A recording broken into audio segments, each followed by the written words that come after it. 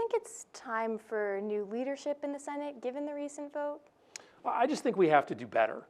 I think we have to do better. And we have to have that conversation collectively, because if we continue to split, if we continue to deliver them 8, 10, 12 votes, you're ultimately putting this president and his caucus in the Senate in charge, instead of putting the people in charge, who have been very clear with us. They want us to fight. So listen, I think we're going to have some hard, tough conversations in our caucus, but this isn't a problem that one person can solve.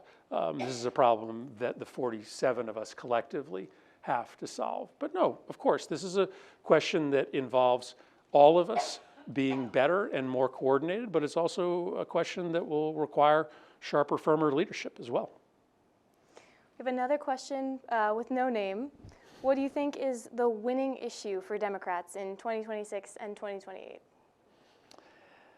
Well, I previewed for you a little bit what my theory is. Donald Trump has exposed himself as a fake populist.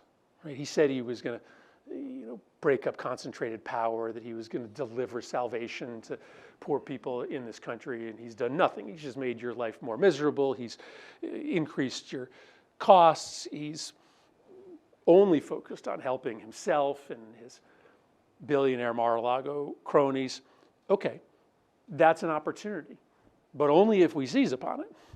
The problem is this party has been addicted to incremental change, solutions that aren't as big as the problems that people face.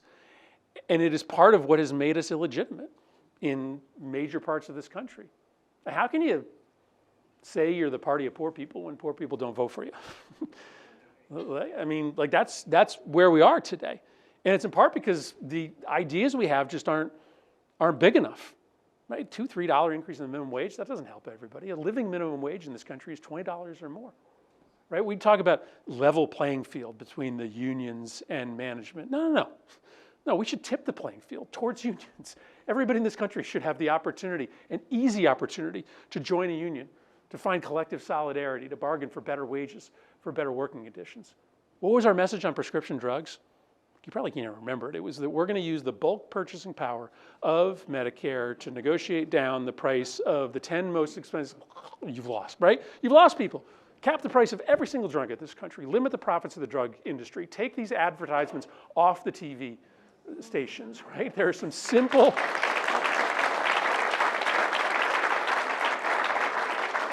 Be a party that robustly confronts concentrated economic power.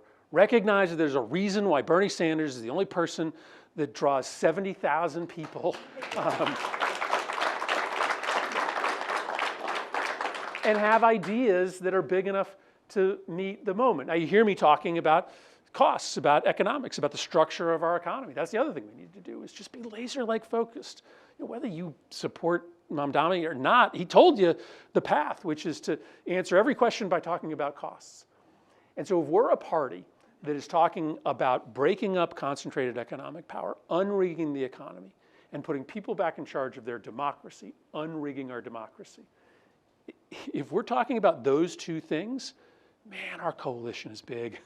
Our coalition is big, and all those Republicans who now are starting to scratch their head and wonder if this guy really cares about anybody other than himself, they're going to feel a lot more welcome in the Democratic Party if we are talking every single day about those two twin issues. Okay, now here's the rub.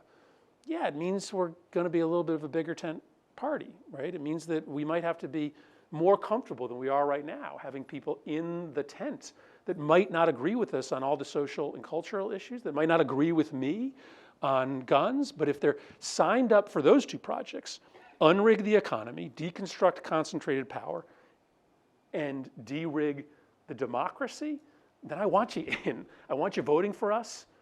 I want you to be part of our coalition.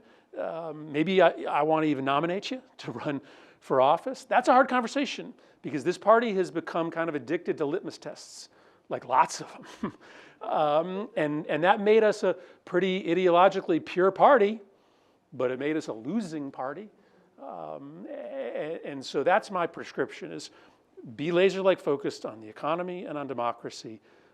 Open up the aperture of who we're letting in, and don't be afraid to directly confront corporate power, consolidated power, and don't be afraid to have big ideas.